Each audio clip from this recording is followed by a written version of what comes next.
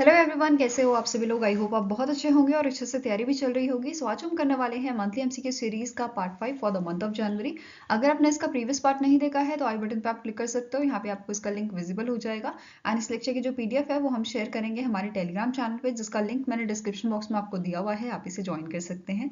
सो चलिए जल्दी से स्टार्ट करेंगे आज का लेक्चर।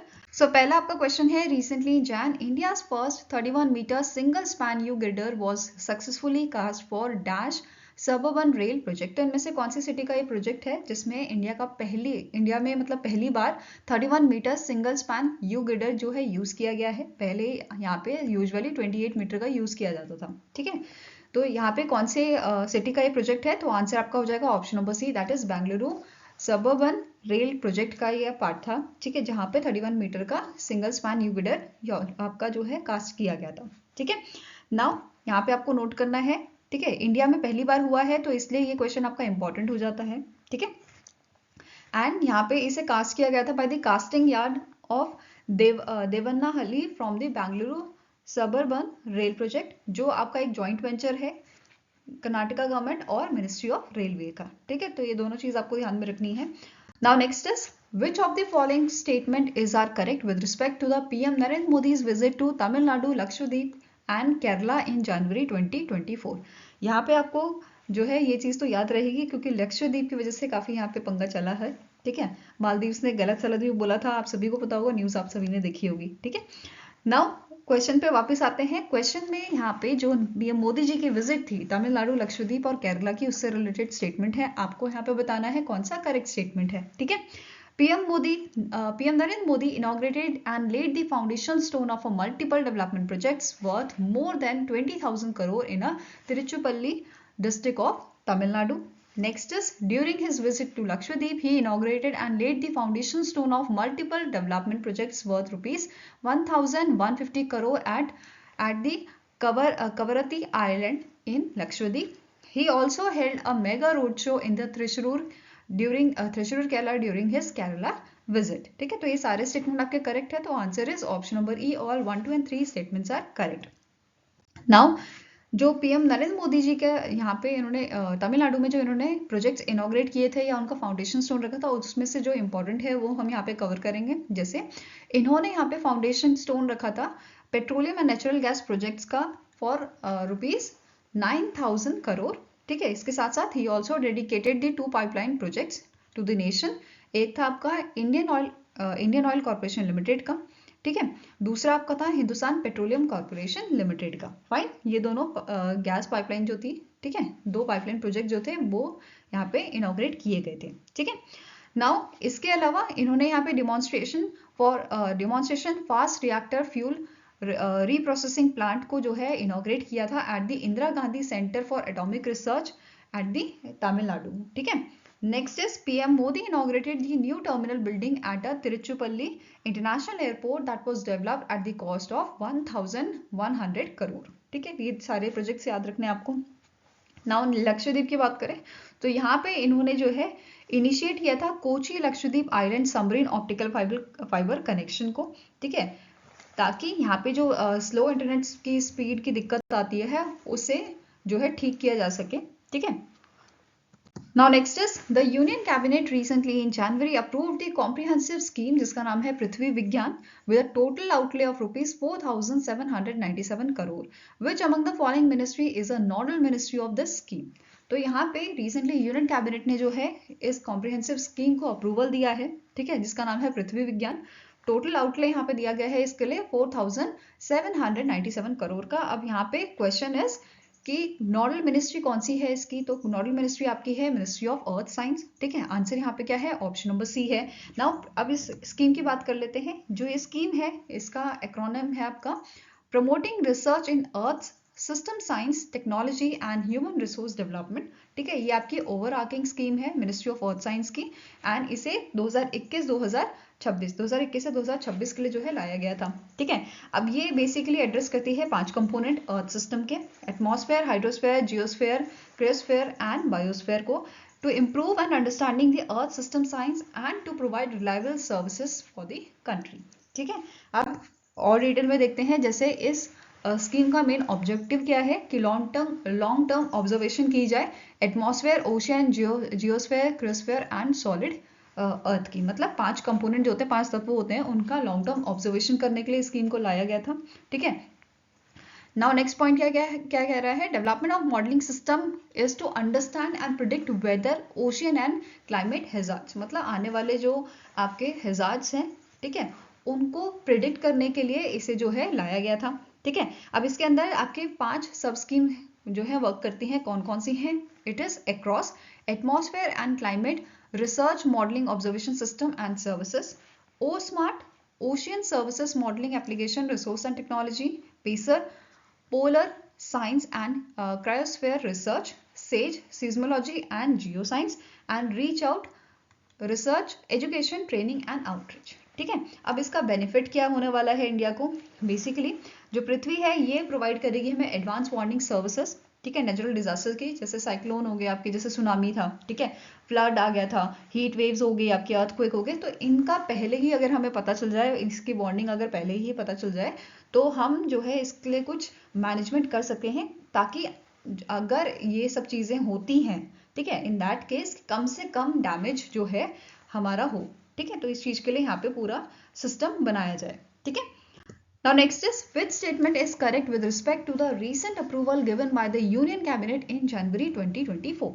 तो पहला स्टेटमेंट यहाँ पे आपका क्या कह रहा है, यूनियन कैबिनेट ने अप्रूव किया है MOU sign between Indian space research organisation ISRO and Mauritius research and innovation council for corporation on the development of a joint small satellite. ठीक है, नेक्स्ट है कैबिनेट ने अप्रूव किया है MOU which was signed between Indian Railway and United States Agency for International Development, India, USAID India, to support Indian Railways to achieve a net zero carbon emission by 2030. Next, the cabinet also approved the proposal to declare Ayodhya Airport as an international airport and name it as a Maharishi Valmiki International Airport, Ayodhya Dham. ठीक है, next है the union cabinet approve the MOU sign between ministry of petroleum and natural gas, government of India and between the ministry of natural resources, republic of Guyana on corporation in the hydrocarbon sector for 5 years। Last statement है all of the above. ठीक है, तो यहाँ पे सारे approval जो है वो दिए गए थे यूनियन कैबिनेट के द्वारा इन मंथ ऑफ जनवरी। तो आंसर आपका हो जाएगा option number E, all of the above. Fine, now next is according to the report titled MSMEs Unleashing the Engine of Economic Prosperity prepared by the CBRE India Research, which state has accounted for the highest share of MSME micro small and medium enterprises in India। तो यहाँ पे इनमें से कौन सा आपका state है जो हाईएस्ट जिसका कंट्रीब्यूशन रहा है, ठीक है, जिसमें से सबसे ज्यादा MSME रजिस्टर किए गए थे इंडिया में। ठीक है, तो आंसर आपका हो जाएगा it is Maharashtra, which is followed by Tamil Nadu and Uttar Pradesh. ठीक है, ये तीनों आपके फर्स्ट 3 स्टेट्स रहे थे जिन्होंने अपना सबसे ज्यादा कंट्रीब्यूशन दिया है in terms of MSME।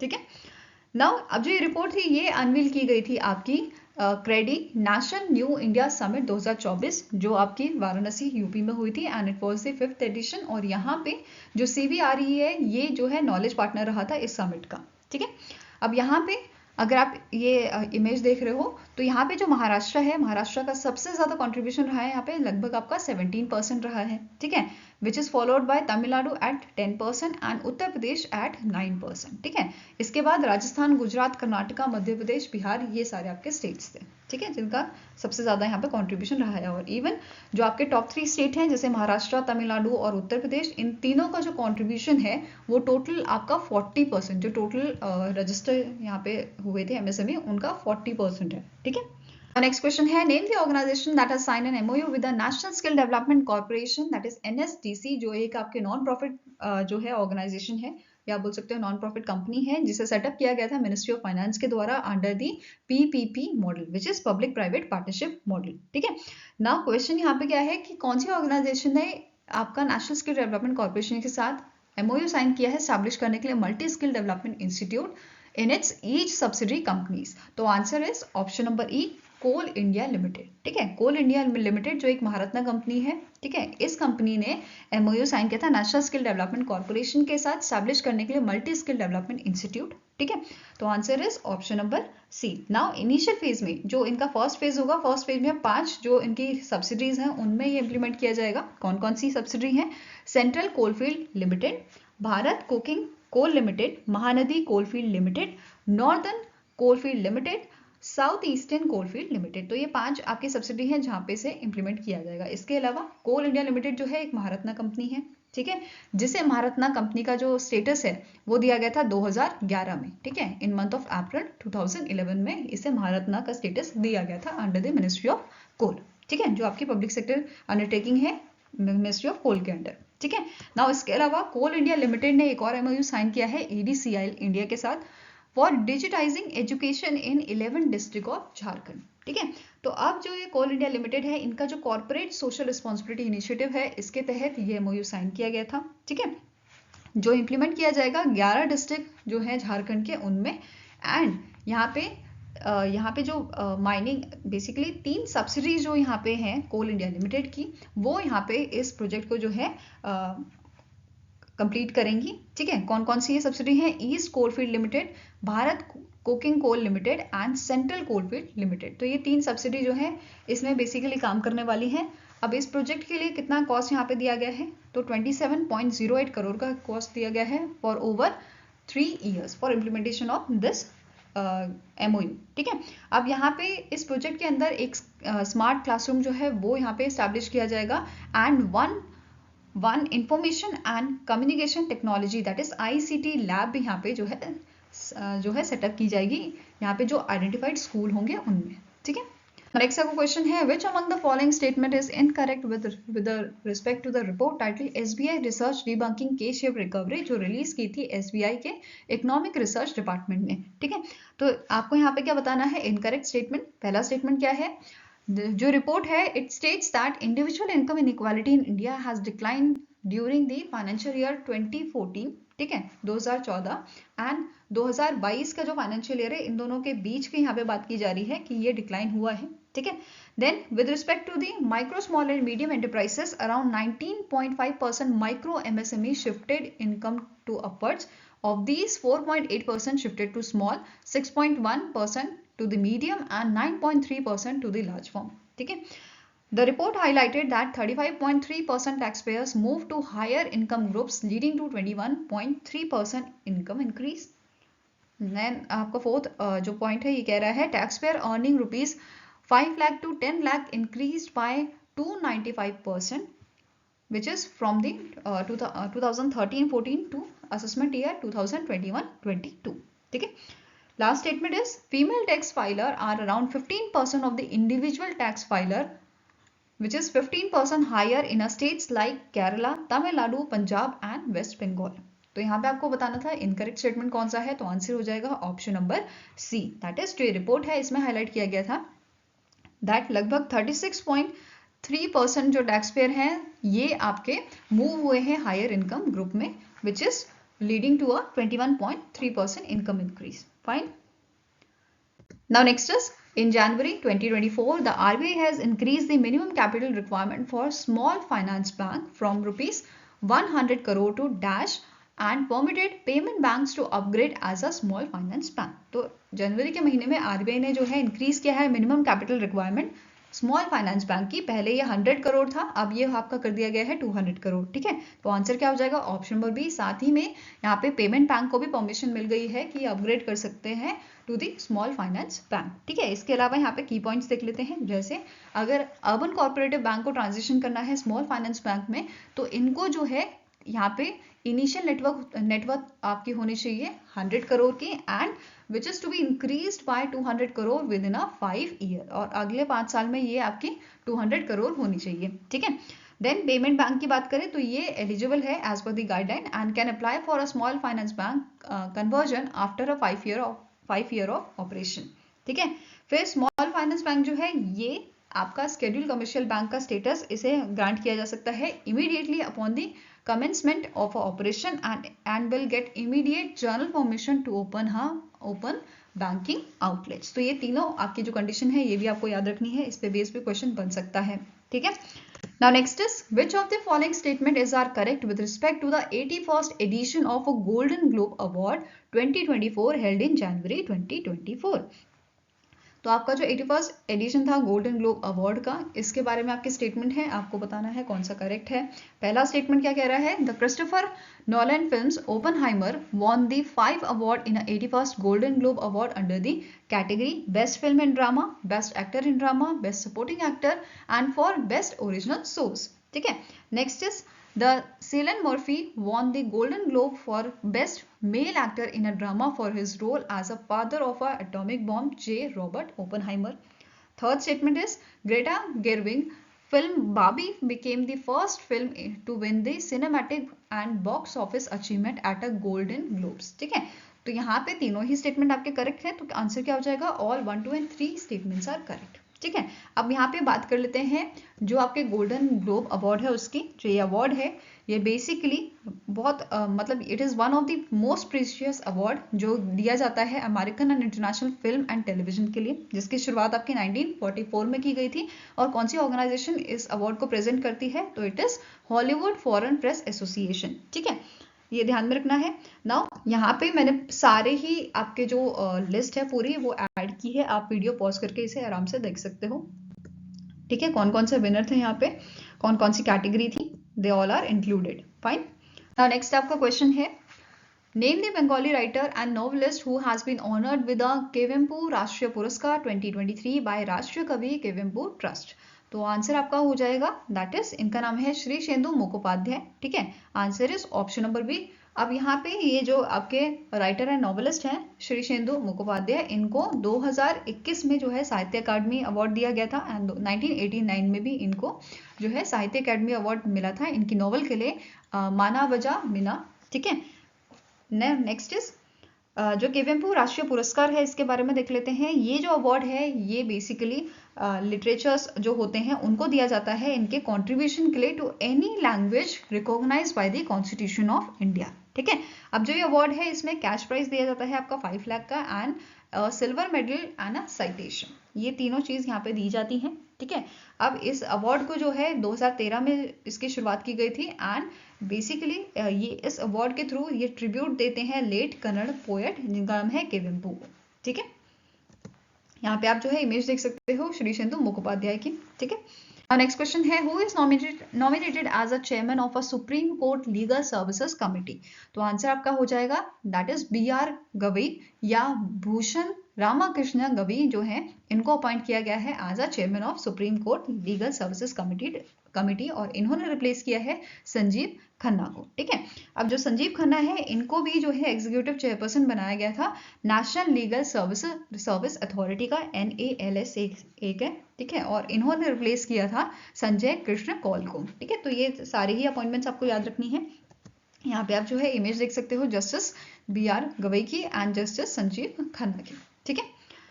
Next is recently in Jan the IRDAI has removed the requirement of a case approval for investment of IDF NBFCs by insurance company.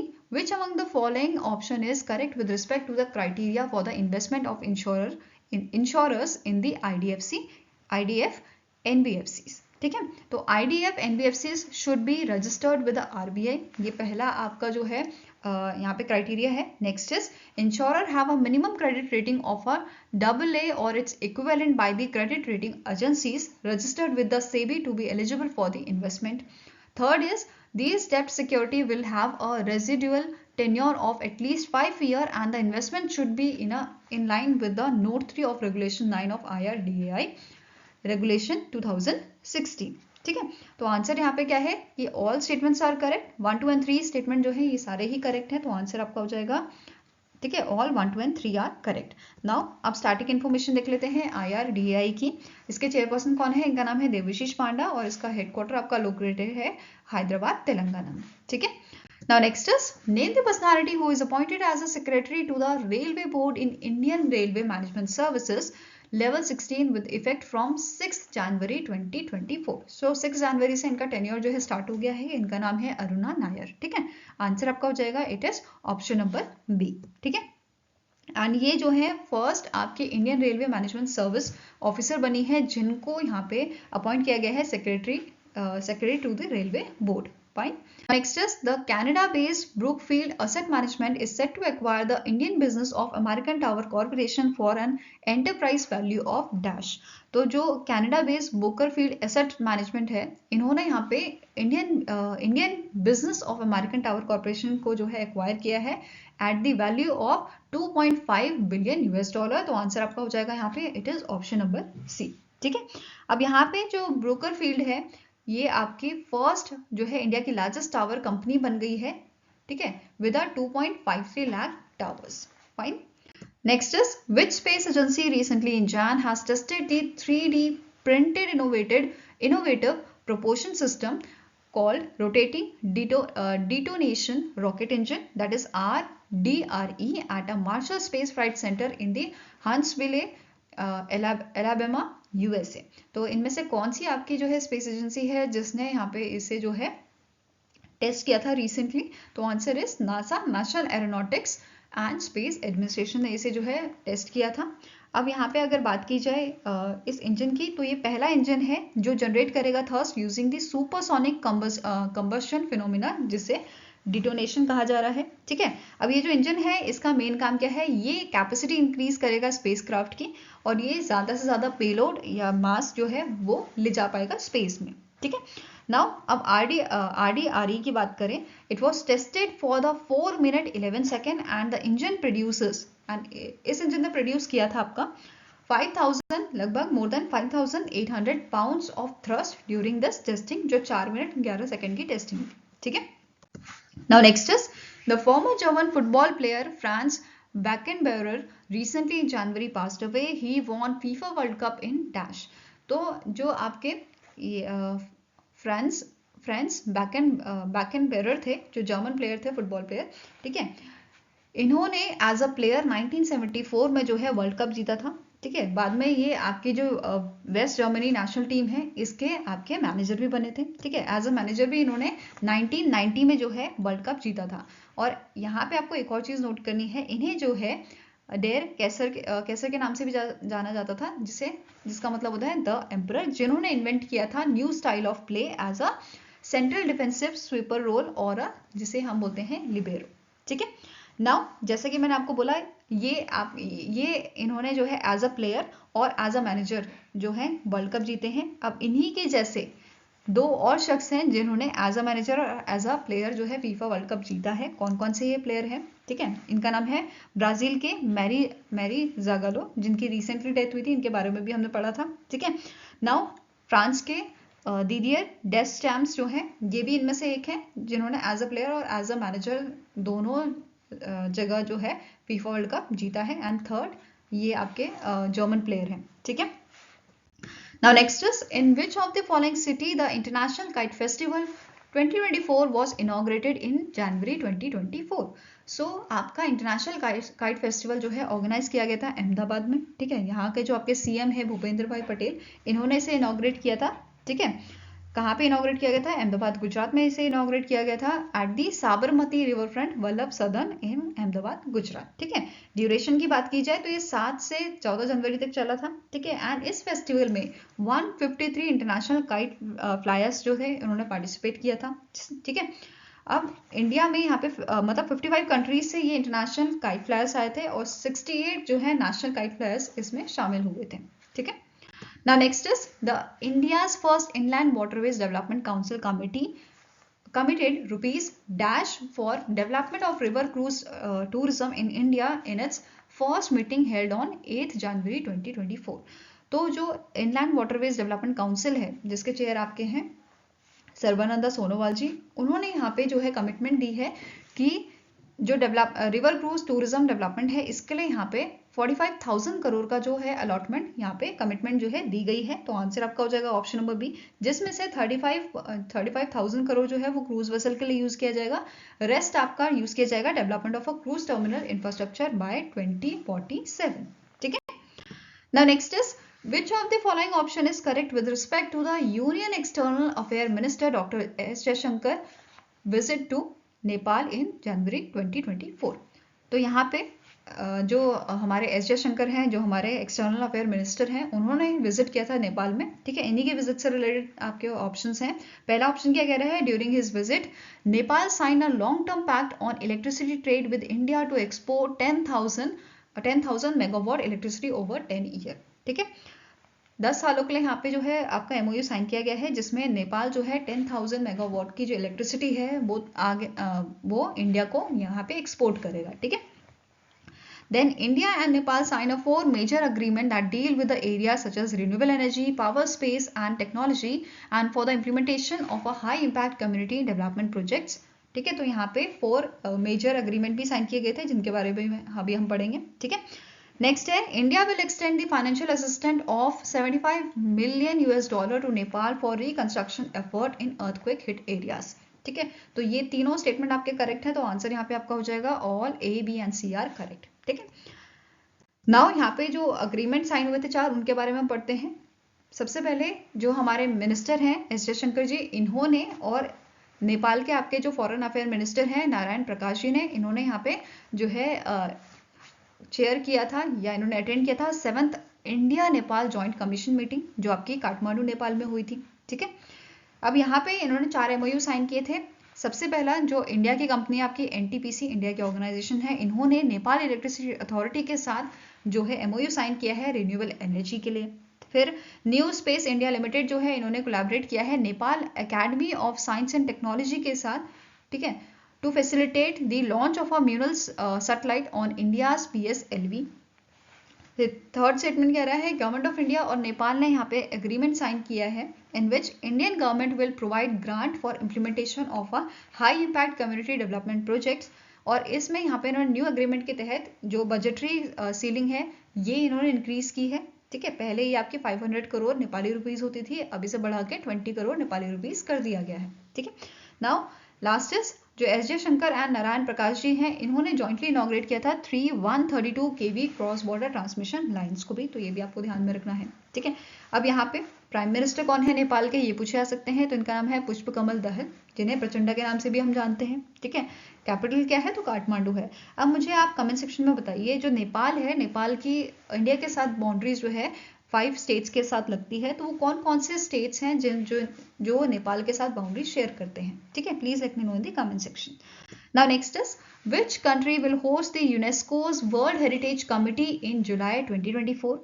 तो इनमें से कौन सी कंट्री है जो यूनेस्को का 46th जो आपकी कमिटी होगी उस सेशन को जो है होस्ट कर रही है, उसे चेयर कर रही है? तो answer is option number A, India इसे होस्ट करेगी, ठीक है, इन मंथ ऑफ जुलाई, जो आपका 21 से 31 जुलाई तक रहेगा, ठीक है। India is set to chair and host the 46th session of a UNESCO world heritage committee from July 21 to 31, ठीक है, इन न्यू दिल्ली, दिल्ली। अब यहाँ पे चेयरपर्सन की बात करें तो इंडिया की तरफ से चेयरपर्सन यहाँ पे आपके रहेंगे विशाल वी शर्मा, जो परमानेंट रिप्रेजेंटेटिव ऑफ इंडिया है टू दी यूनेस्को, ठीक है। रिपोर्टर यहाँ पे रहेंगे मिस्टर मार्टिन ओकलानी बेल्जियम के, एंड वाइस चेयरपर्सन यहाँ पे कौन कौन से हैं, it is Bulgaria, Greece, Kenya, Qatar, Saint Vincent and Grenadines, ठीक है। अब यहाँ पे जो कमेटी है इसके बारे में देख लेते हैं। जो एक कमेटी है इसकी मीटिंग साल में एक बार होती है, और यहाँ पे 21 मेंबर्स, बेसिकली जो 21 मेंबर स्टेट्स हैं वो यहाँ पे रिप्रेजेंटेटिव होते हैं, ठीक है। अब ये जो कमेटी है इसका काम क्या होता है, ये डिटरमाइन करती है कि यहाँ पे inclusion, addition and removal from the World Heritage List and the list of World Heritage in a danger। तो ये सब डिसाइड कौन कर रहा है, ये कमेटी यहाँ पे इसको डिसाइड करने में हेल्प करती है, ठीक है। अब यहाँ पे एक क्वेश्चन बन सकता है, जो प्रीवियस आपका इसका एडिशन था, जो 45th एडिशन था, ठीक है, वो किसने होस्ट किया था, तो सऊदी अरेबिया ने इसे होस्ट किया था, ठीक है, सऊदी अरेबिया ने इसे होस्ट किया था रियाद में, fine. Now next is, which bank has launched the Samman Rupee credit card for government sector employees in collaboration with NPCI? तो इनमें से कौन सा बैंक है जिसने सम्मान रुपए क्रेडिट कार्ड जो है लॉन्च किया है NPCI के कोलैबोरेशन से? तो आंसर आपका हो जाएगा it is done by the IndusInd bank, ठीक है। इस कार्ड का नाम रखा गया है इंडसइंड बैंक सम्मान रुपए क्रेडिट कार्ड, ठीक है, ये ध्यान में रखना है। नाउ एक क्वेश्चन ये बन सकता है कि किसके लिए स्पेशली लॉन्च किया गया है, तो ये गवर्नमेंट सेक्टर एम्प्लॉइज के लिए लॉन्च किया गया है। ठीक है, नाउ बात करते हैं स्टैटिक इन्फॉर्मेशन की। इंडसइंड बैंक जो है इसके एमडी एंड सीईओ है आपके सुमित कटपलिया। हेडक्वार्टर इसका मुंबई महाराष्ट्र में लोकेटेड है एंड टैगलाइन जो है we make you feel richer. ठीक है, एनपीसीआई के एमडी एंड सीईओ आपके हैं दिलीप अस्पे। इसका हेडक्वार्टर भी आपका मुंबई महाराष्ट्र में ही है एंड इसे स्टैब्लिश किया गया था 2008 में under the payment and settlement system act 2007 के तहत। ठीक है, नेक्स्ट क्वेश्चन है the Gabriel Attal recently in Japan appointed as a new prime minister of which country. तो जो गैब्रियल एटल है ये जो है अपॉइंट हुए हैं फ्रांस के आपके प्रधानमंत्री। ठीक है, प्राइम मिनिस्टर ये बने हैं फ्रांस के, जिन्हें अपॉइंट किया था फ्रांस के प्रेसिडेंट ने एमएल मैक्रोन ने। ठीक है, अब ये जो है ये यंगेस्ट प्राइम मिनिस्टर बने हैं फ्रांस के at the age of 34 year and साथ में ही ये फर्स्ट ओपन गे पीएम बने हैं फ्रांस के। ठीक है, ये भी आपको सारी चीजें ध्यान में रखनी है। अब इन्होंने रिप्लेस किसे किया है, इन्होंने रिप्लेस किया है एलिजाबेथ ब्राउन को, जिनका जो टेन्योर था वो 20 मंथ का था। इसके बाद इन्होंने रिजाइन यहाँ पे कर दिया था। ठीक है, अब फ्रांस की कैपिटल क्या है, पेरिस है, करेंसी क्या है, यूरो है। तो ये स्टैटिक इन्फॉर्मेशन जो है ये पूछी जाती है कभी कभार आपको, तो नोट करनी है आपको। Now next is name the bank that has introduced a saving account portability online scheme to transfer saving account online। तो इनमें से कौन सा आपका बैंक है जिसने रिसेंटली जो सेविंग अकाउंट है उसके ट्रांसफर के लिए, जिसे ऑनलाइन बेसिकली ट्रांसफर किया जा सकता है, ये फैसिलिटी जो है इंट्रोड्यूस की है। तो आंसर आपका हो जाएगा it is done by the Indian overseas bank. ठीक है, कौन सा बैंक है, इंडियन ओवरसीज बैंक ने इसे लॉन्च किया है। ठीक है, इंट्रोड्यूस किया है। अब इंडियन ओवरसीज बैंक के एमडी एंड सीईओ कौन है, इनका नाम है अजय कुमार श्रीवास्तव और इसका हेडक्वार्टर आपका लोकेटेड है चेन्नई तमिलनाडु में। ठीक है, next is the ACC limited acquired the remaining -% stakes in the Asian Conrads and Cement Private Limited, that is ACCPL, at enterprise value of ₹775 crore. तो इनमें से कितना परसेंट स्टेक जो है, रिमेनिंग स्टेक जो था इनका एसीसी लिमिटेड का, वो इन्होंने एक्वायर किया है। तो आंसर हो जाएगा ऑप्शन नंबर डी, 55% का रिमेनिंग स्टेक इन्होंने एक्वायर किया है। इससे पहले 45% का स्टेक यहाँ पे इनका था एसीसीपीएल में। ठीक है, अब यहाँ पे एक और चीज नोट करनी है, जो एसीसी लिमिटेड है ये आपकी सब्सिडरी है अंबुजा सीमेंट लिमिटेड की। ठीक है, next is recently in Jan the DRDO has launched the Ugram assault rifle for Indian Army. The Ugram assault rifle is developed by which among the following। तो इनमें से कौन सी ऑर्गेनाइजेशन है जिन्होंने उग्रम असॉल्ट राइफल को जो है डेवलप किया है, तो answer is armament research and development establishment ARDE and Dvipa armour India private limited. इन दोनों ऑर्गेनाइजेशन ने मिलकर इसे डेवलप किया है। तो answer is option number E, both B and C are correct. ठीक है, अब ये जो राइफल है इसे यहाँ पे अनवील किया गया था शैलेंद्र गड़े द्वारा, जो डायरेक्टर जनरल है armament and combat engineer system of DRDO and यहाँ पे इन्होंने इसे अनवील किया था, जो यहाँ पे प्रोग्राम ऑर्गेनाइज किया था armament research and development establishment द्वारा पुणे महाराष्ट्र में। ठीक है, नाउ अब यहाँ पे जो राइफल है इसे डेवलप किया गया था, it is developed basically on the basis of a general staff qualitative requirements जो इशू की थी इंडियन आर्मी ने। ठीक है, अब इस असॉल्ट राइफल के फीचर्स की बात करें तो it is 7.62 by 51 mm calibre. Weight इसका आपका है लेस देन 4 kg। रेंज की बात करें तो 500 मीटर की रेंज है एंड ये आपका 20 राउंड मैगजीन जो है इसकी रहेगी and it can fire in a full auto mode. ठीक है, ऑटो मोड पे ये फायर कर सकती है। ठीक है, next is the researchers from which country have developed electronic soil for hydroponics. ठीक है, हाइड्रोफोनिक्स के लिए इन्होंने यहाँ पे डेवलप किया है इलेक्ट्रॉनिक सॉइल। अब इसके हाइड्रोफोनिक्स क्या होता है, हाइड्रोफोनिक्स मीन्स कि जैसे सॉइल से हम जो है खेती करते हैं, फार्मिंग करते हैं। ठीक है, पर आजकल आपने देखा होगा कि पानी से भी लोग जो है पानी में भी चीजें उगा रहे हैं, पानी की हेल्प से भी, मदद से भी फार्मिंग की जा रही है, उसे हम हाइड्रोफोनिक्स कहते हैं। ठीक है, नाउ अब यहाँ पे जो स्वीडन के रिसर्चर्स हैं उन्होंने यहाँ पे इलेक्ट्रॉनिक सॉइल जो है डेवलप की है। ठीक है, तो आंसर यहाँ पे आपका क्या हो जाएगा, it is option number C. The researchers from Sweden's Linkoping university have developed the electrically conductive growing medium called electronic soil. ठीक है, E soil which find its application in a soilless gardening और a hydroponics. ठीक है, अब ई soil जो है ये आपका बेसिकली क्या करेगा, जो प्लांट है उसका रूट सिस्टम और ग्रोथ एनवायरनमेंट को जो है सिमुलेट करेगा, उसे और अच्छा करने में मदद करेगा। ठीक है, अब जो ई सॉइल है इसमें है क्या बेसिकली, तो it is compose of a cellulose a biopolymer blended with a conductive polymer known as PEDOT, जिसे हम पॉली 3,4 इथाइलिन डाइऑक्सीथियोपीन बोलते हैं। ठीक है, तो वो चीज़ इसमें शामिल की गई है जिसकी वजह से प्लांट की ग्रोथ जो है वो और अच्छी होगी और जल्दी होगी। ठीक है। Now next is which among the following South African player announced his retirement from the international cricket? तो इनमें से कौन से साउथ अफ्रीकन प्लेयर हैं जिन्होंने रिसेंटली अपना रिटायरमेंट इंटरनेशनल क्रिकेट से अनाउंस किया था? तो आंसर आपका हो जाएगा, इनका नाम है डीन एल्गर। ठीक है, answer is option number D. और इन्हीं के साथ साथ जो आपके हेनरिक कैल्सन है, इन्होंने अनाउंस किया है इनका रिटायरमेंट टेस्ट क्रिकेट से। यहाँ पे आप इनकी इमेज देख सकते हो। ठीक है, ये आपके डीन एल्गर की इमेज है।